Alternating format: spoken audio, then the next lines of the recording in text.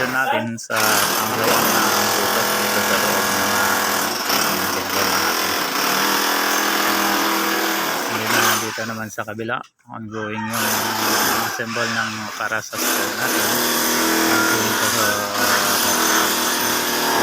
mula lang tayo sa ground floor. Siyempre paakyat na yan sa taas. Diretso pa rin.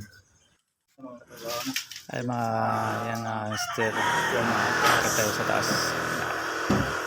Ito pinaka landing niya natin. Kasi yung agad na congested ang area nito dito, maliit lang yung space niya dito yung tatapa. Pwede niya sa 65 lang yan. Going to top yan yung nakatop na landing natin.